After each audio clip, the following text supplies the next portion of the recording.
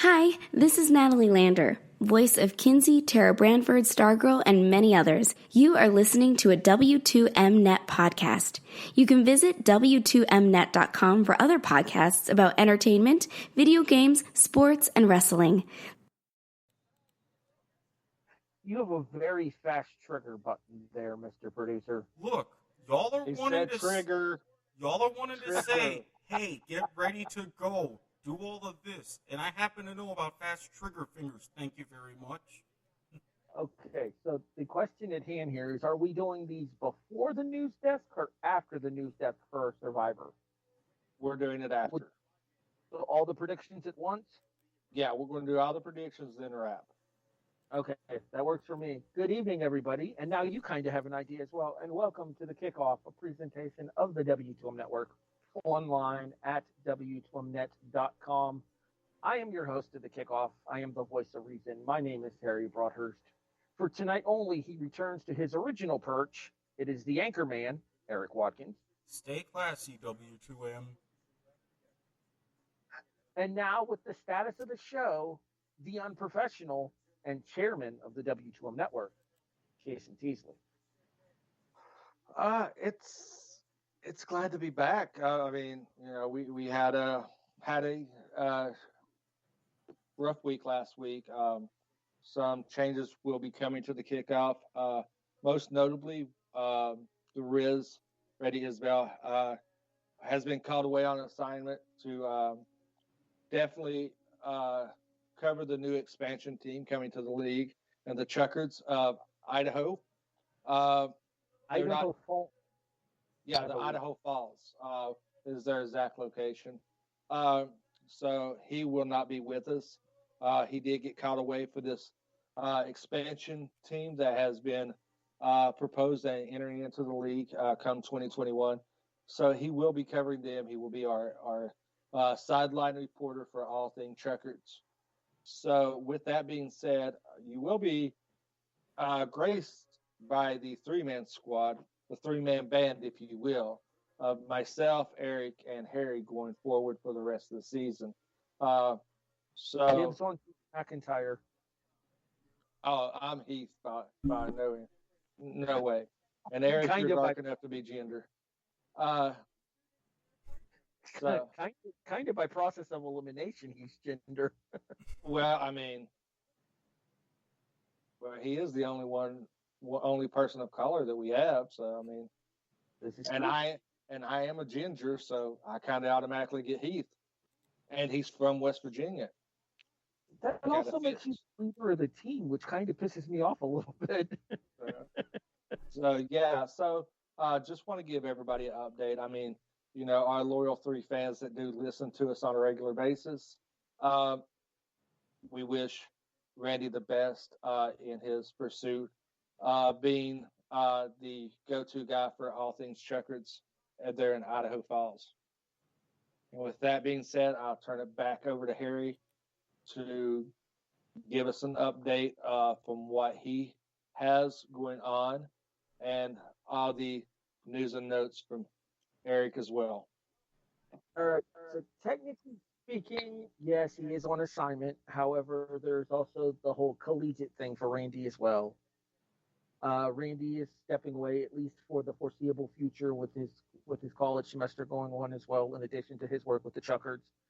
We wish Randy, but that's all, folks, nothing but the best.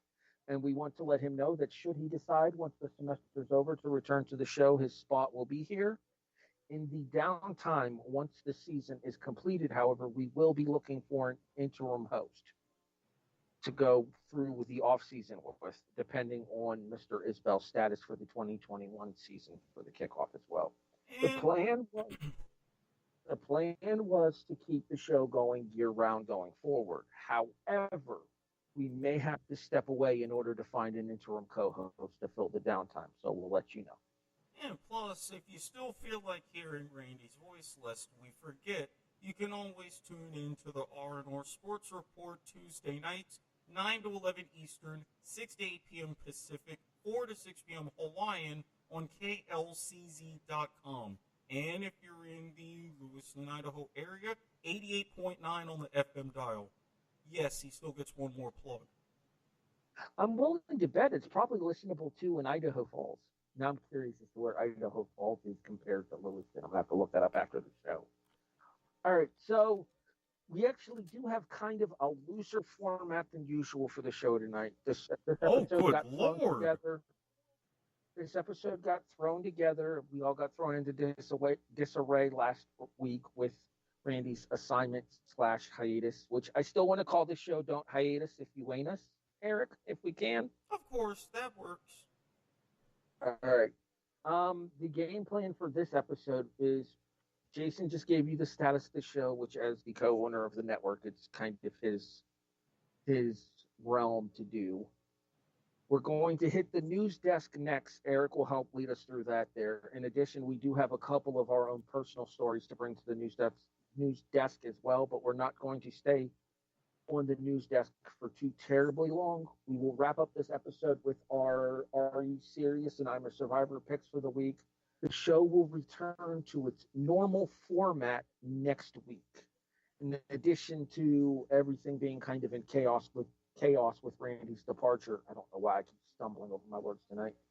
In addition to everything being kind of in chaos with Randy's departure to cover the Chuckers, with the holiday being tomorrow as well, we're wanting to get this episode out for you guys to check out. We will return to our normal show format next week, heading towards the Christmas holiday and the conversation about the playing out of the rest of the college football regular season, as well as the potential expansion of the NFL postseason, given one of the main stories that we're going to talk about in the news desk today. But if you don't mind, Mr. Anchorman, I'd actually kind of like to go first.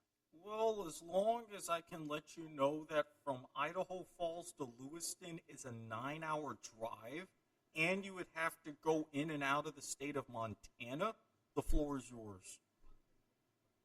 So that means you can definitely not listen to KLCZ on the 88.9 dial in Idaho Falls, but you can listen on klcz.com. Yep. Your thoughts are with you, Randy. Your spot's waiting for you if you want to come back. All right, let's move on. I'm going to start the news desk here, Erik, because I actually have a very touching story, which is kind of not status quo for this show. Well, I mean, it depends on how you define touching, because, I mean, let's be for real here. Family show. Giggity. All right. Thank you for that, Erik. All right. You know, we've talked about it before, Mr. Watkins, that life is like a game show. Yeah, that's been in discussion from time to time. And apparently we're not the only people that feel that way about game shows. We're not doing studs, we're not doing duds, we're doing news stories, but fuck it, I'm giving an honorary stud to Adam Thielen anyways. Mad respect. I saw what you're talking about. Mad respect. Those Alex Trebek tribute cleats that Thielen wore 2 weeks ago, fantastic, sir. Well played.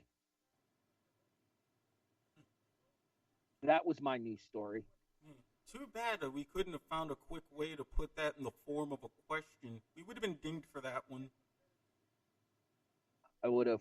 What is awesome show of respect by Thielen? There you go. All right. I got it. Jason.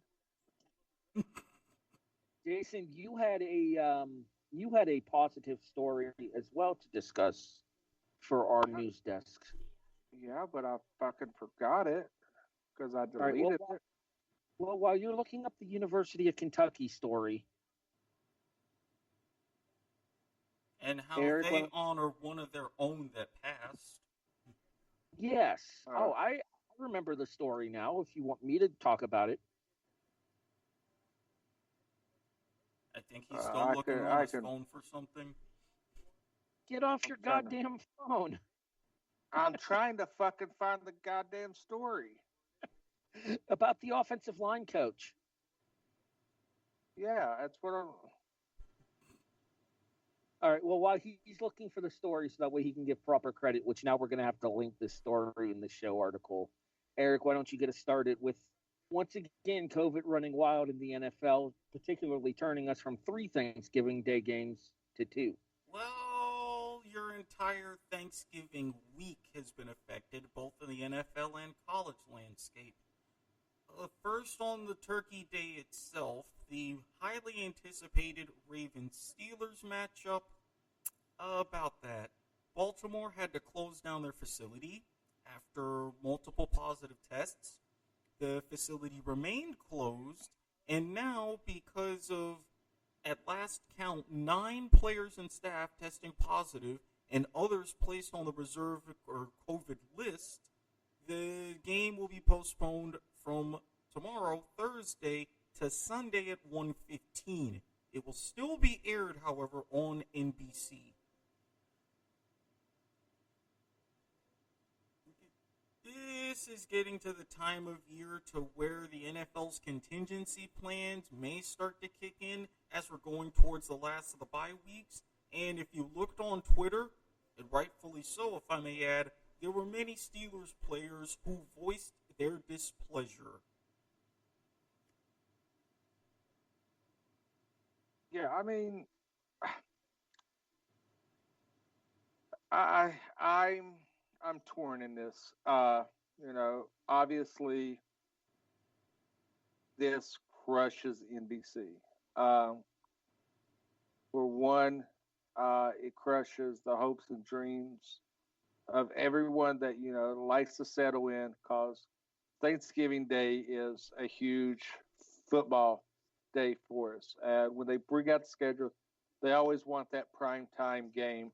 And I don't think that we've seen a better prime time game on the slate in the past few years than a hard-hitting division rivalry like Baltimore and Pittsburgh. With this, you kind of leave a big chunk of programming for NBC for one, and a lot of revenue ad-wise.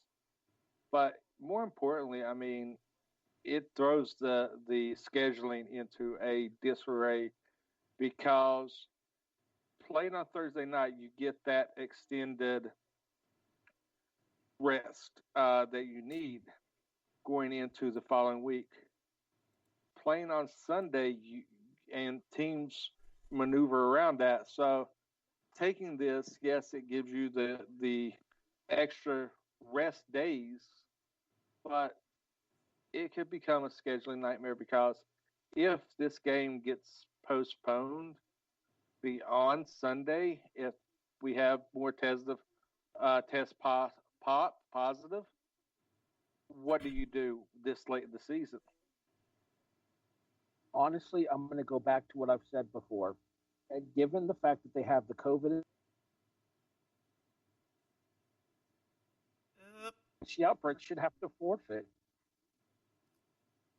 Well, at this point, I mean, as I had mentioned, the whole thing with teams running out of bye weeks because they end next week at week 13, the NFL has said either they expand the playoffs if they have to miss games, or they go ahead and implement a week 18.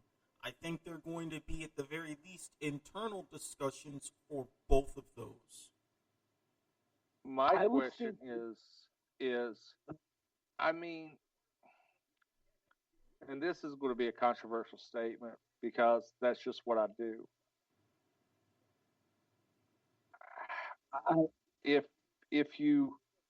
How can you punish somebody that, I mean, even if you're following guidelines and people are popping, how should that be punishable? I think if it's a case of a rampant outbreak such as this, I think there's no choice but to punish the organization for it, especially if it's going to cause teams to have to miss actual games and everything, such as what's going on with the potential for the game between Pittsburgh and Baltimore to not even happen here on week 12 now. If anything, just like with Tennessee, just like with Las Vegas, now that teams are league-wide in the most intensive protocols, there will be a very, very intense investigation into something like this if it does happen where the game's postponed further or canceled altogether. They'll be investigating Baltimore thoroughly. And if they find no wrongdoing, you can't punish them. Nope, you can't. And then what do? Then you're faced with the issue of what to do next. And I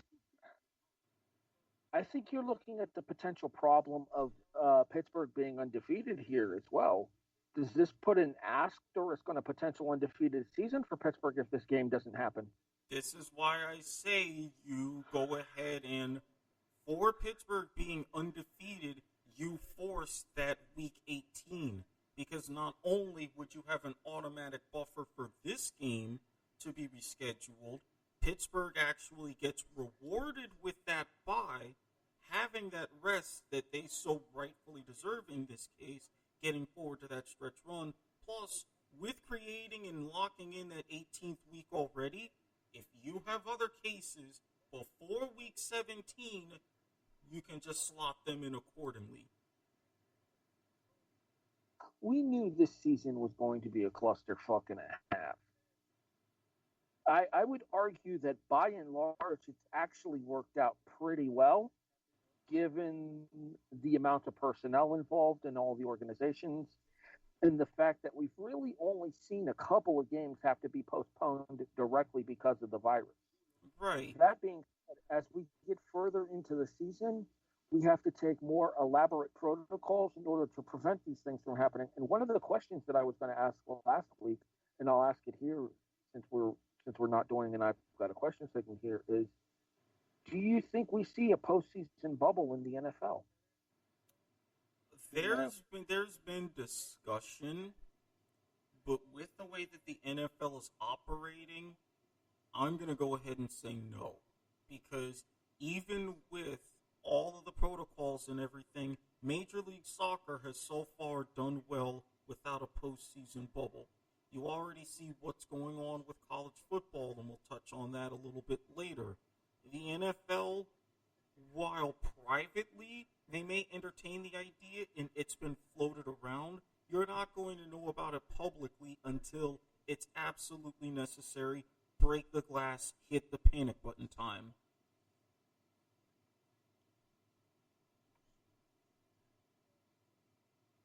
All right. Anything else to add on the college side of this story, or on the NFL side of this story, or do we want to move over to the college side with a couple of major games not happening? I'm good NFL wise, Jason. Yeah, I'm good NFL wise. Okay. All right. Well, then let's talk about the college games and a couple of rivalry games that were supposed to happen. That COVID had other ideas. Yeah. Does everybody know about Paul Bunyan's axe and how long that's actually been contested for? That's Wisconsin, Minnesota, correct? Correct. I know of the game. I don't know the details. Is it because it's one of the top 10 oldest rivalries, if I'm not mistaken. You are not mistaken, Jason. You're also correct. I'm thinking it actually comes in with number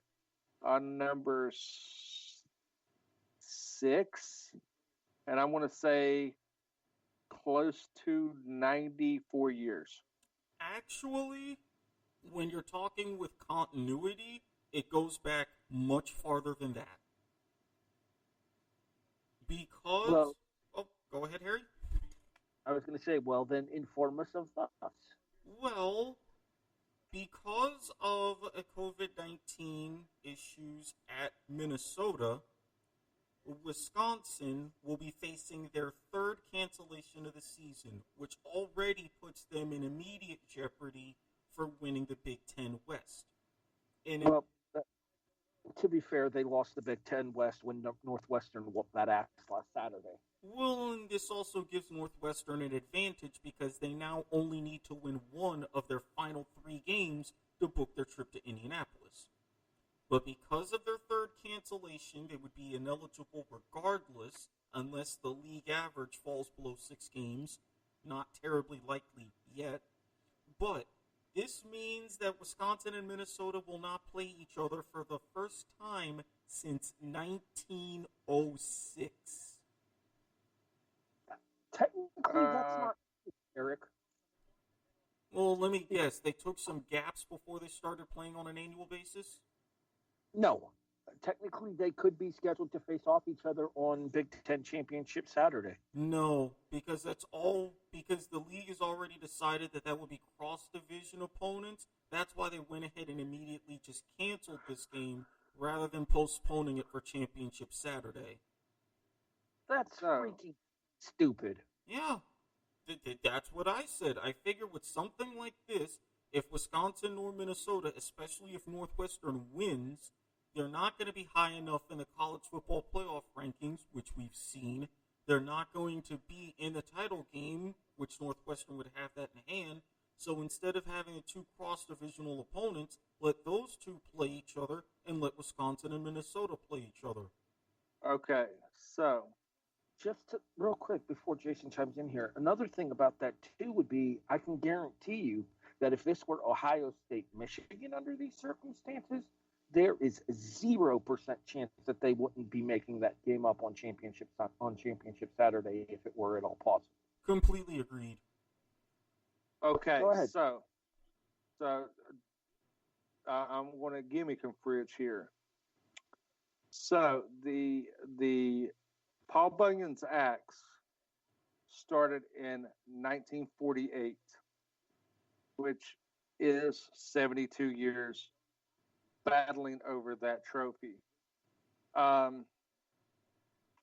Because the first trophy before they started the Paul Bunyan's Axe trophy was a slab of bacon. So there's that.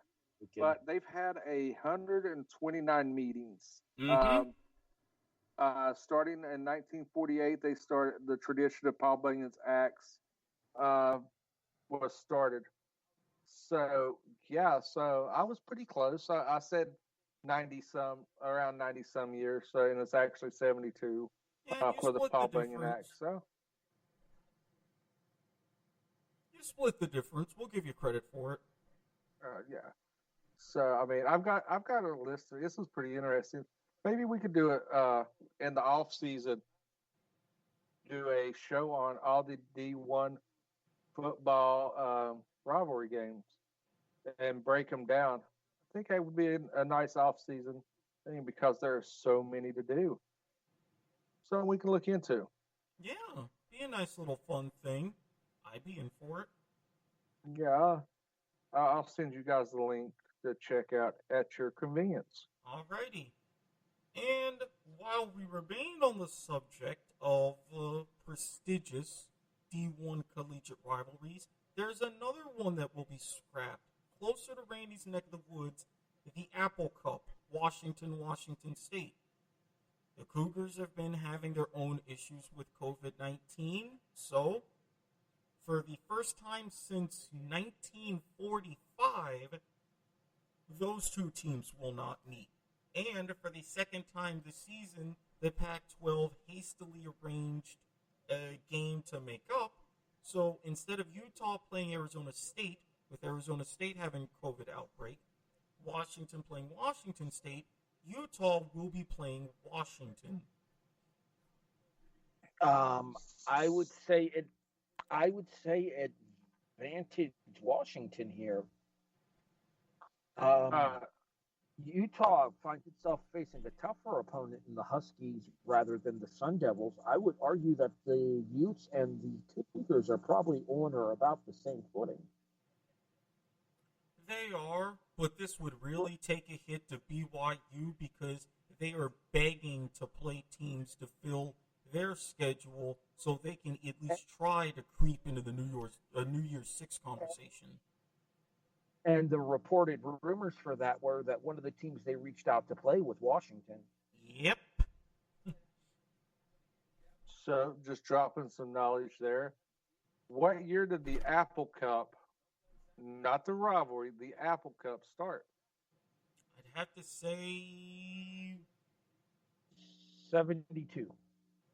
I was going to say sometime in the 50s. Give me a year, Eric. 54. Let's see. Eric's closer. He missed it by 8. 62 is when the Apple Cup started. Before that, it was the Governor's Trophy. The Apple Cup started 1962. Prior to that, it was 1934 to 1961 Governor's Trophy, with the first meeting ever being in November 30th, 1900. Score 5-5 tie. Sounds about right for a 1900 game, especially under those scoring rules. Also sounds to me like Jason decided to use Wikipedia for the duration of tonight's show. Hey, this is like some really interesting stuff. Like I'm very intrigued. I mean, it's got every rivalry, D1 rivalry, like the 100 Miles of Hate. Some rivalries I've never even heard of, like the 100 Miles of Hate, the Battle for Highway 82. There's quite a few battles of the bell. It's a shame that they don't have the battle for 34th Street. Here's one for you, Eric. The Battle for the Rag. No, she's not on. Never mind. I was legitimately thinking, which one would that be? But anyway. I thought you wanted the show to be 45 minutes, Jason. Yeah, but Harry, remember our off-air conversations about game shows? We got to give him this one. He did win this conversation, yes, because by Price is Right rules, I'm over. See? Callback. All right. Speaking of callback, do you have the Kentucky story pulled up now? Yes. All right. Go ahead and give props to the University of Kentucky. So, I seen this. This was actually so that happened last week. And, I want to give it a shout out because it was a heartwarming story. The Kentucky Wildcats lost their O-line coach, who died of his battle with cancer last weekend. And they honored him in the game versus Vanderbilt by not lining up I think was it guard? Left guard. Left guard? Okay. I thought it was the left tackle, but okay. All right. So, yeah, it was left tackle. It was left tackle that they didn't line up, so you're right.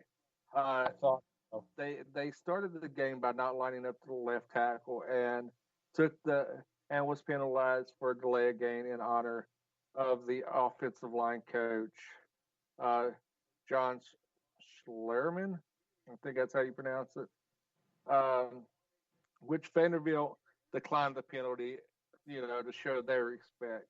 And after that, they had senior left tackle Landon Young came in the game wearing number 65. Schlerman was a 4-year starter at Kentucky, earning all SEC honor as a senior before going into coaching as a left tackle. And they did this to honor one of their own, which I think in this year is really some of the good juju that you want to see going on and giving us a little hope in humanity with all the negativity going on in the world. Was it 65 or 67? 65. Okay, so I conflated two different stories then, because I remember seeing something about a number 67 as well. So, okay. Well, that was 69. Family show, Jason. Well, I was going to say, if you're talking about different stories, so that means you finally took my advice and got on Snapchat? That's great news. Nope, still hasn't happened. Not going to happen. Okay. Still say, you're missing out. All right, so that wraps up my So That Happened that I had with the Adam Thielen story. Jason had a So That Happened with the University of Kentucky story. Eric, do you remember your So That Happened for last week before the show got canceled? Jerry Rice's son, Brendan, getting his first career collegiate catch or touchdown? I thought you was going to say something about Kyler Murray purchasing some real estate in Buffalo. My bad. The game was in Arizona, asshole. Yeah, but he owned Buffalo. Look. If we can't go around saying Hail Murray, we should just let this go. I have to say that was one of the most thrilling endings to a game I've seen in a long time. I wanted to break every. You can't take away from either one of those teams on that game. All right, I can accept that as a logical outcome to this conversation. Let's move on because I'm going to get pissed off if we don't. And I was right. It was his first career collegiate touchdown at the University of Colorado. Speaking of which, Colorado's 2-0. Turns out it took a pandemic for them to become relevant again in the Pac-12. Well, I mean, it's the Pac-12 South, so what do you expect? Did you know, I think I saw a stat on that actually, that the Pac-12 South has had a different winner every year for like the last 6? Yeah, Colorado, Utah, UCLA, USC. I think Arizona State won it one year. Mm-hmm. I'm pretty sure every team in that conference has won something. Like, I think they just keep trading every year. It's like a merry-go-round. Except for the North. The North more or less belongs to Oregon. And 12th is fucking ridiculous, college football playoff committee. But I digress. No, you think 12th is ridiculous. BYU with their schedule, which they've been trying to put together, is 14th. That's highway robbery. But we ain't even talking about that right now. You think that's bad? How about having your conference called the Big 12 and the Big 10, but the Big 12 has 10 teams and the Big 10 has 12 teams? 14. Big 10 has 14 teams, sir. Well, shut up. It sounded good in my head. You shut your poor mouth. All right, Eric, back to the news desk. What else you got? Well, the news went from bad to worse on Joe Burrow. After he was carted off the field against Washington, flashbacks, anybody? He promptly tweeted, "You can't get rid of me that easy. See you next year." So everybody automatically thought this is bad. Well, the scans came in, and it's even worse. We're not just talking torn ACL, LCL, and other damage in his knee. So there's a possibility he won't be available for the start of the 2021 season. I apologize for stepping on your line here, but I believe it was the ACL and the MCL, not the LCL. You can look that up, but I heard as they reported it ACL and LCL. I could have sworn I saw ESPN say MCL. Go ahead, continue. I'm Googling. I am too. It was. Let's see here.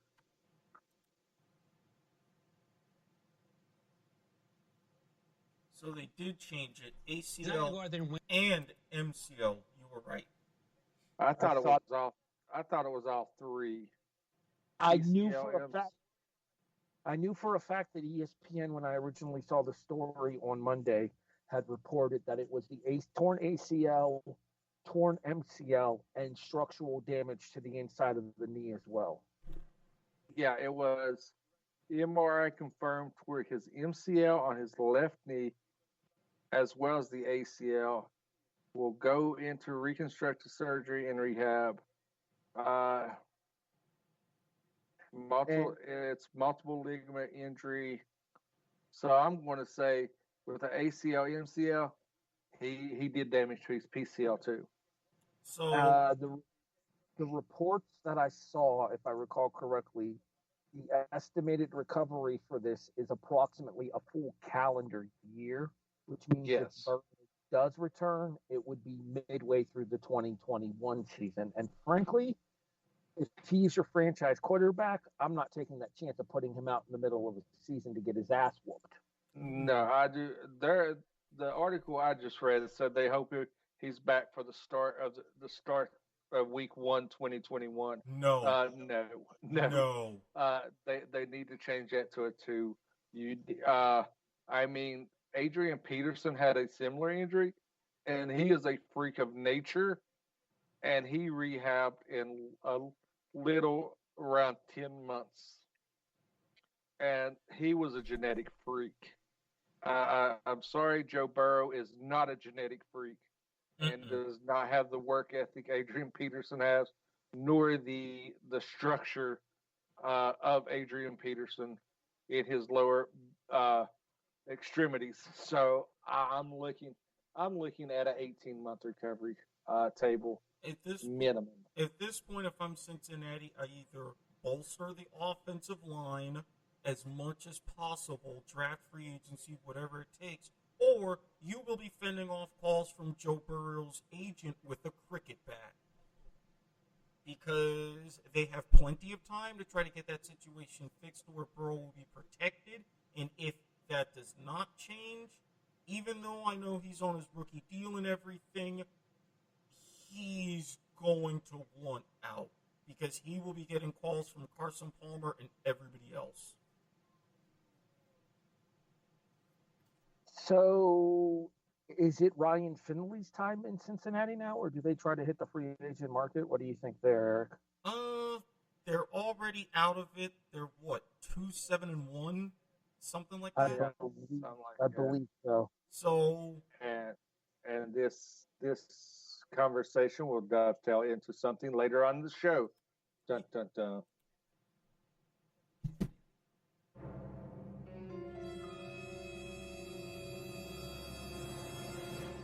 dramatic reverb. I was waiting for that before I continued. Yeah, just stick with Ryan Finley because let's face it, hardly any free agent would want to be to Cincinnati right now. So stick with what you got and then at least try to cobble something together in 21. Can I make a prediction? I want to, Eric, timestamp this. Wednesday, 25th of November, 2020, 11:29 p.m. Eastern Time. 37:30 into the show. Ryan Fitzpatrick starts for the Cincinnati Bengals in 2021. Wouldn't that make his second stint with the team? I believe so. It would make sense. I wouldn't be surprised to see Miami try to keep Fitzpatrick, though. So that way, not Murray, Tagovailoa has the learning tree still to grow under. It doesn't matter what Miami wants. If you have a option to make money and be a starter, you turn it down to set the bench.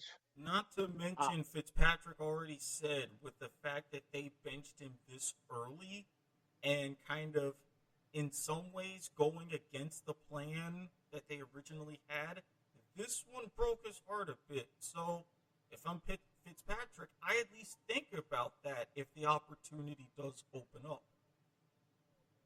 So, yeah, well.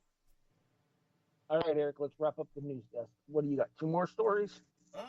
Actually, just the one more because we tied in everything with Wisconsin, and that's the unfortunate passing of Cowboys strength and conditioning coach Markus Paul. Longtime defensive back, has been on the coaching staff of a few different organizations, including Jason's New York Giants.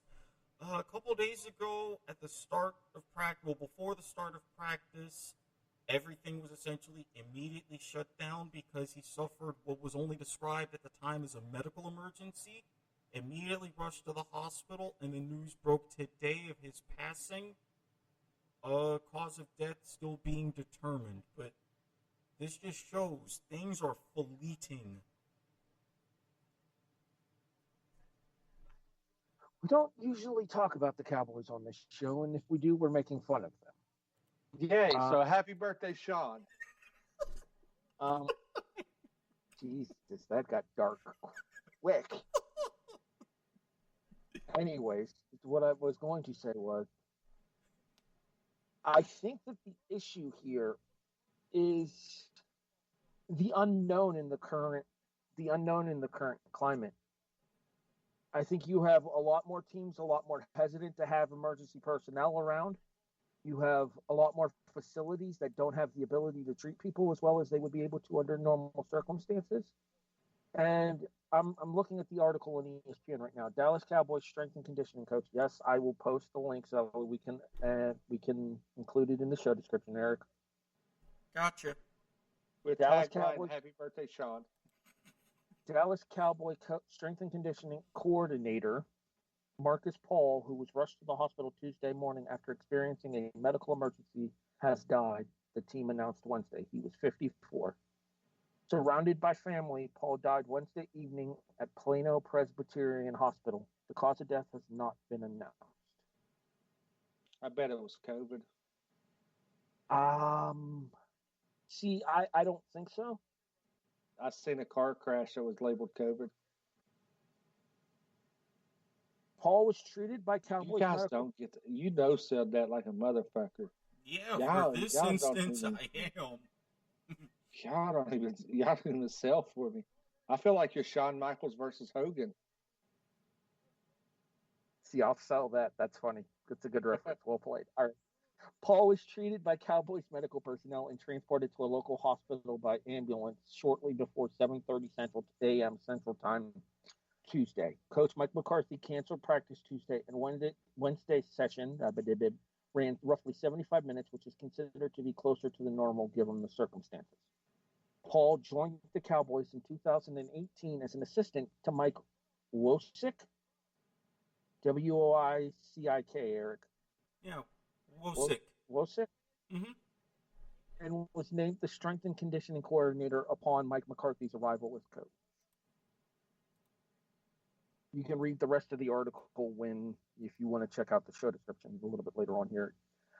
Yeah, it's one of those things, man. I question how much the limited personnel at the facilities played into this as well, as to whether or not they were able to get to him in time in order to be able to possibly save him with the limited staffing. You know what I mean, Eric? Yeah, I know what you mean, and the fact that with something like this, it was in, or probably I would assume, either in or near the area of the weight room before a lot of the players were really there. I'm sure there were some getting in early lifts, but it may have, it may not have.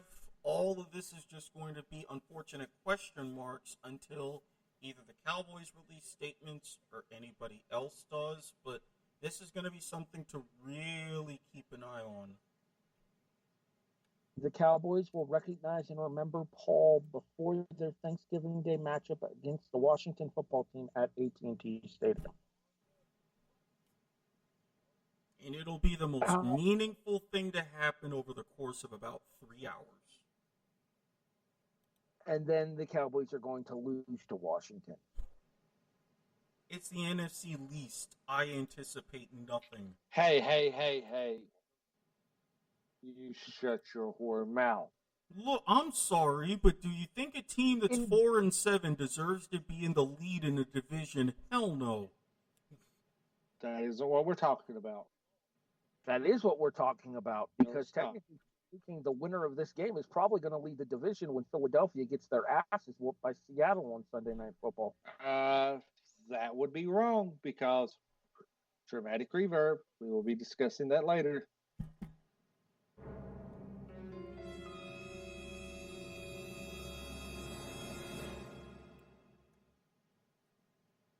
Eric, just because I missed it, I feel like we need one last cheers for Markus Paul. Oh, let me see if this is the right button.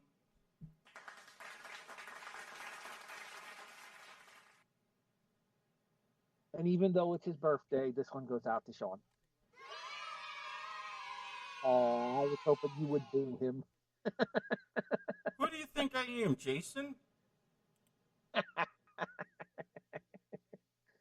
Do we have anything else that we want to touch on here? I have a non-football story to talk about real quick, since we do delve into the world of college basketball as well.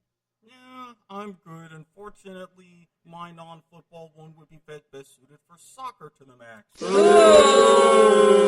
Ooh! Yes, I know. It'll happen one of these days.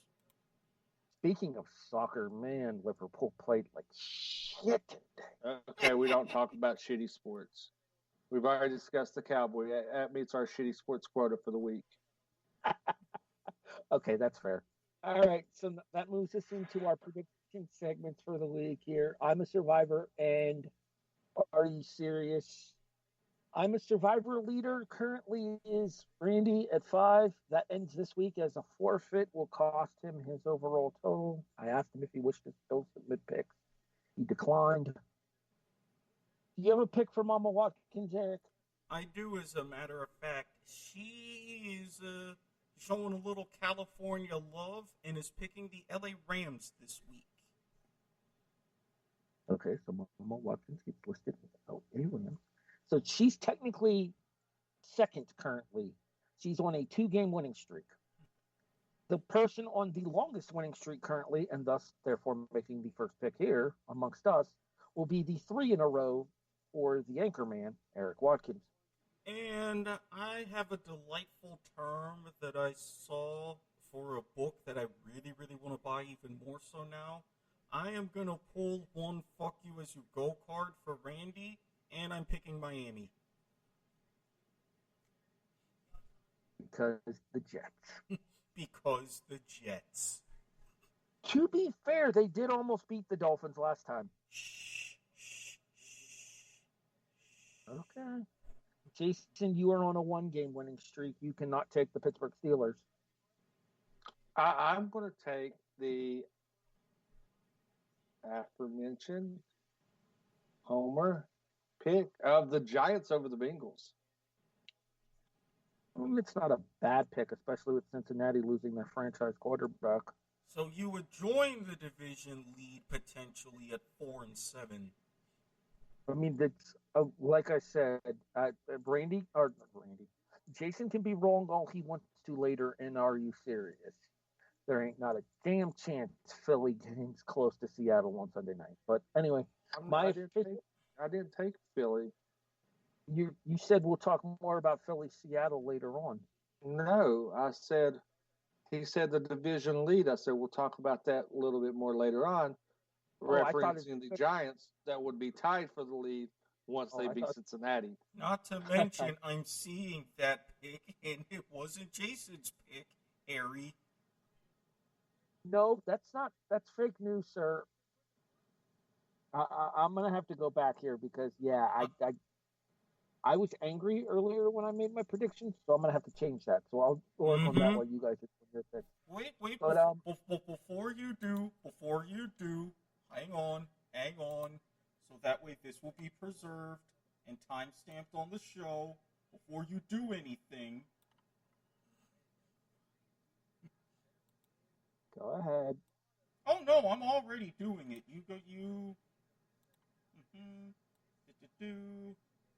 All right, I have my pick. There. Right, so that way, if anything goes on, and this can be directly tweeted at you. Did you notate in the picks that I originally took Philly and I'm stepping away from it? Oh, not just notated in the picks. I got a screen capture of it. Damn. Okay, and then watch Seattle whoop that ass on Sunday. Anyway, I'm a survivor pick for the week, even though I have 0 in a row, so I can take whoever I want to. I'm going to take the Arizona Cardinals over the New England Patriots. The downward spiral for Belichick and the rest of the Patriots continues this week. Kyler Murray bounces back from the lackluster performance on Thursday Night Football against the Seahawks.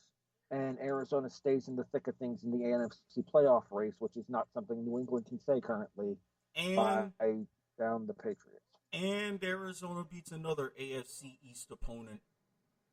Below me, Watkins. Damn. Hey, hostile. Hail Mary, full of air, the ball is with Nuke. Blessed art thou, receivers, who catch in triple coverage. But we ain't even talking about that right now. You leave your nun fantasies out of this podcast. Well, hey, you know I have a habit of doing these types of things. But was waiting for you to do that. All right, let's move on to our Are you serious picks for the week? Last week's winner, me. I hit both my games straight up. I had Northwestern over Wisconsin. I had the Rams over Tampa Bay.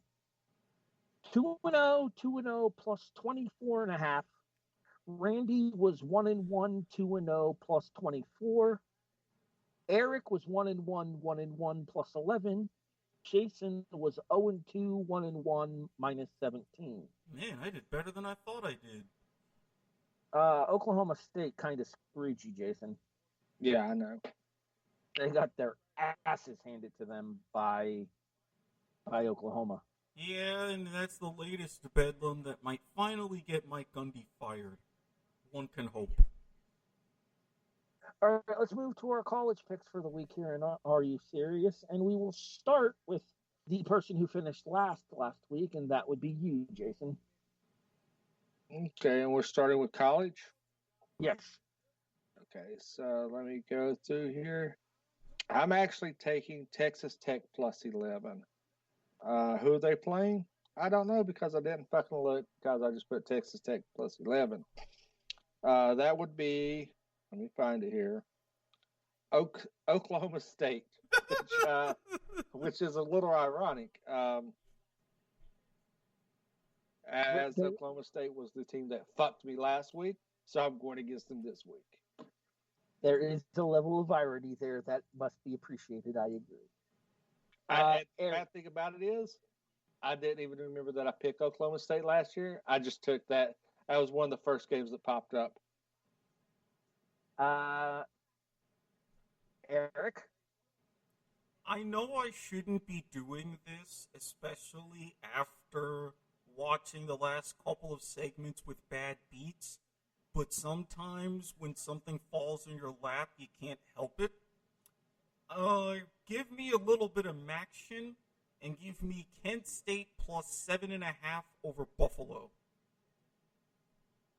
What is it with you and Buffalo this week, Watkins? Jesus. I mean, I was torn, but I'm like, given all the other more extreme lines, I saw this and I'm like, that's actually realistic. Plus action. That is true. We are down for some action on this show. I will attest to that. I'm going to the Big Ten, and I think that the close but no cigar effort for the Indiana Hoosiers last week against the Ohio State Buckeyes is going to have a carryover effect. I will take Talia Tagovailoa and the Terrapins. Sounds like a really awful band. Give me Maryland plus 11.5 against Indiana. Well, I mean, to kind of settle things, yes, you can spell Talia without G, but you can also spell Penn State without D and W, so I feel better. At least our games are happening. Yeah, but you're still 0-5. I didn't say Penn State was having a good year. I also have the number 6 ranked team in the country right now. Where's Miami again? Where's Miami? What? Can't hear you. We're still in the top 10, thank you very much. And also 10th. Respected by the playoff committee. 10th, and you're about to get knocked out this week. Mm-hmm. Is this week VOD Tech week for you guys? It was. Did it get canceled as well? Yes. Jesus Christ, Eric. Tell your team to get its shit together. We're trying. We tried. No, clearly you're not. All right, anyway. All right, well, how about we send a nice little package, your own version of the turnover chain up to Gainesville. We promise we won't do anything to it beforehand. It'll be all nice and safe. Jason, your NFL pick for the week. Let me get back here. Eric I'm actually taking on my NFL pick for this week. I'm actually taking the Titans plus 3 versus the Colts. I don't know. I think that this game's going to be. This is what I think it's the second time in 3 weeks they played. And he won the first one. in Tennessee. And they shellacked them. I think the Titans come back with a vengeance this week. I think they're getting a little bit healthier, and I think it's going to be a surprise pick. So, yeah, I'm taking the Titans over the Colts +3. That pick sponsored to you by everybody's favorite chocolate bar, O. Henry. I'm just going to say this. Indianapolis has been on a roll these last few weeks, coming back and beating Green Bay in overtime this past Sunday included, who none of us saw coming. Marquez Valdez-Scantling must have thought otherwise. Yeah, he cost me a fantasy league game. I'm just saying, I'm picking Indianapolis here. I think the Colts are taking this division, like I said, even before the season started, thanks to Old Man Rivers. Yeah, and then when he throws his third interception in the fourth quarter, then I'll be proven right, and Tennessee will begin their march to probably another 9-7 division win. Eric, how have your predictions worked out for you in the NFL this year? We really don't need to go that far now, do we? I mean, you're the one throwing out your expertise here. I'm just saying. All right, Watkins, who you got? In a battle of marquee quarterbacks, we know Tampa Bay, especially when everything is fully clicking, they've been known to get into some shootouts and pretty close games. Kansas City, especially, well, they can get into close games, mostly with the Raiders. But I think with this one and with the evidence that Mahomes is even Tom Brady's man crush, I think he's going to do something to try to outperform and then try to figure out a way around COVID regulations to go see him in the locker room again. Give me the Bucs +3.5. All right, so my original pick was Philadelphia +5 against Seattle. I then had time to think about that and realized that was a stupid fucking pick. My official pick, as edited into the pick sheet here, is the one that I mentioned just a few moments ago. If Jason is correct and the Giants beat Cincinnati, they will be tied for the lead in the division with the Washington Redacteds, who go into AT&T Stadium tomorrow, Thanksgiving. We're recording Wednesday night for the sake of time frame, and beat the Dallas Cowboys. Washington +3. Because who would have thought everybody would get the best matchup of the day between Andy Dalton and Alex Smith? All right, I'm just going to throw this out there. I'm going to live dangerously, and I'm going to be I'm going to be my best imitation of Nick Foles that I can be with this. I just picked a 19 parlay for $10 to win $3,300. Real quick, before you do that, let me remind everybody that if you or somebody you know has a problem, remember to reach out to Gamblers Anonymous. But if you don't have a problem, you can also bet on Bovada. And if you have a problem, FanDuel will let you know when you try to log into your account, as I recently found out. Remember, folks, we can't be bought, but we can damn sure be rented. Continue. But the picks that I have, and I'm going to go against the norm here. Some of these picks may please you guys. I'm taking Detroit +3. You've already lost. No. Dallas -2.5. Okay. Go for 2. Buffalo -5.5. I'd like to hope, but we've been susceptible to strong rushing teams. We'll see what happens. Giants -5.5. That's a pretty safe bet. Colts -3. Oh, so wait a minute. Wait. Stop. Time out. Flag on the play. So you're betting on the Colts, but you're taking the Titans, and are you serious? Hedging. Yeah, I hedge my bets. It's called hedging, Harry. No, it's called ridiculous because that means in order to win both of these, the Titans have to lose by 2.5 or less. It could be a 2-point game. I hit both. It's not, but continue. Arizona -2.5. That's a safe bet. I took Arizona outright. The Dolphins -6.5. Pretty fair. The Jets. Kansas City -3.5. It agrees. And Seattle -5. Eric disagrees. I don't. And then I agree with the Seattle pick as well. Yeah. So if I hit this and I win $3,300, I know what I'm going to do with my money. Are we getting that girl from TikTok to be our new fourth co-host?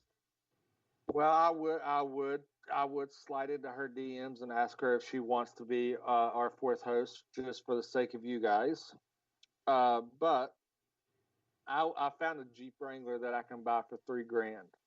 Oh Jesus! Again with the Jeeps. Okay. So I would add that.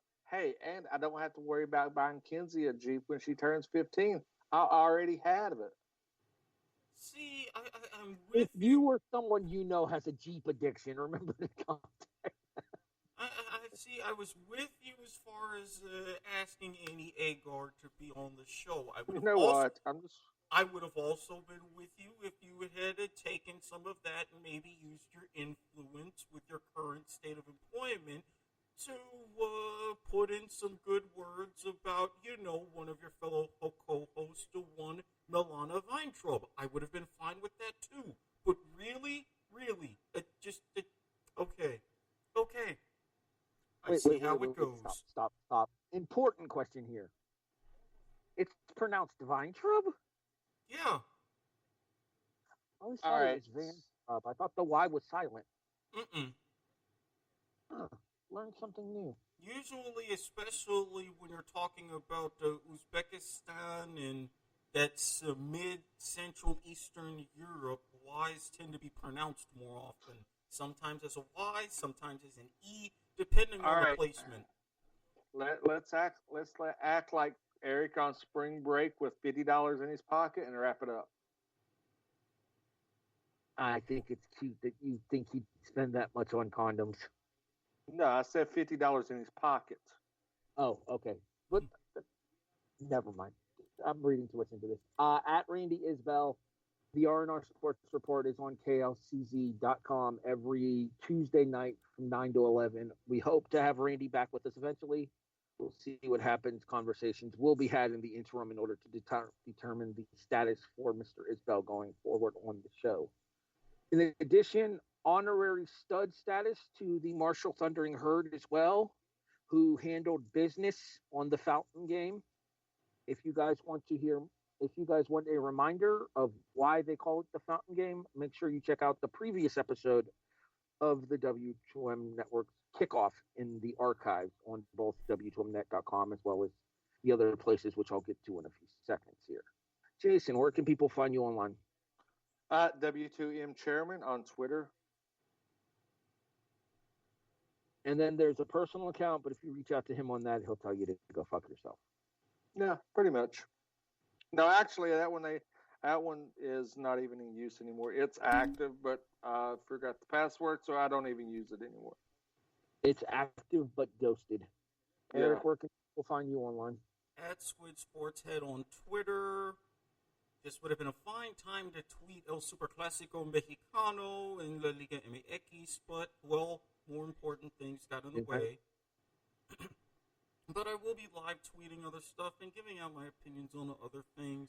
You also know about finding me on Facebook. If you want to discuss tutoring and other services, find me under Erik Watkins. You know what to do. Guy, recliner, wine, etc. And if you're missing some in your life, you can slide into my DMs on Twitter. Go through a very strict vetting process, and you can gain access to my dark Twitter, Snapchat, Telegram, etc. And as always, this plug brought to you by the fine folks at Rick's TNT LLC. Website coming soon, commercial coming soon, notary public services now available in the state of Florida. Commercial coming soon with a special added bonus shout out to wish well to Miss Liz Puglisi as well as her mother. And it should be the Eagle everywhere that it matters. Facebook, Instagram, Twitter, pretty much every major social media you can think of except TikTok and Snapchat. Not happening. Well, we'll just get under a different name on Snapchat. Don't worry. I get a feeling he's already set up an account for me and I just don't know it yet. Not yet, but now that you've given me the idea. Jesus Christ. Of Latter-day Saints.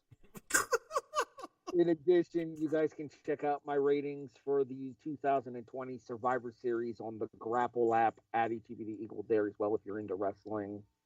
If you're into wrestling as well, Jack of All Trivia is a wrestling trivia league that I'm involved with. I'm the heavyweight champion over there, actually, for wrestling trivia.